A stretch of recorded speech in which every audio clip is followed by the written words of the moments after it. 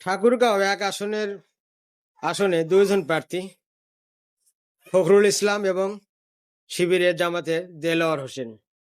তার দেলোয়ার হোসেনের বিলবোর্ডটা কিভাবে গভীর রাত প্রায় 3টার সম্ভবত হবে, সিসিটিভি যে ফুটেছে এটা উঠে আসছে। দেখেন তারা দুইজন লোক মোটরসাইকেল নিয়ে এসে কিভাবে তারা বিলবোর্ডটা কেটে ভেঙে ভেঙে ভাঙতিছে।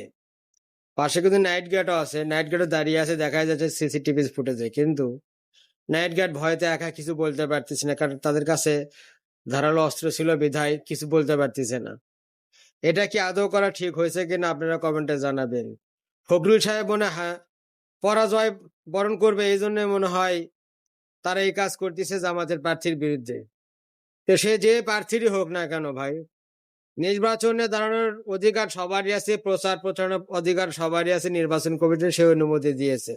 তাই বলে আপনার একজনের বিলবোর্ড ভেঙে দিবেন এইভাবে, এটা তো করা ঠিক হয়নি। এটা পুরোটাই আপনাদের অন্যায় করা হয়েছে। এই অন্যায় সাজা আপনারা পাবেন, দুনিয়াতে না পেলে আখিরাতে আল্লাহ পাক আপনাদের ঠিকই আর শাস্তি দিবে। আল্লাহ পাকের কাছে দোয়া করি আপনারা এমন পরাজয় ওই জায়গায় করেন যাতে শিবিরের যে সাবেক সভাপতি দেলোয়ার ভাই, তারা আল্লাহ পাক তাকে তারা সম্মানে উচ্চ মাকাম দান করেন। আল্লাহুম্মা আমিন। সবাই ভিডিওটি শেয়ার করবেন বেশি বেশি করে।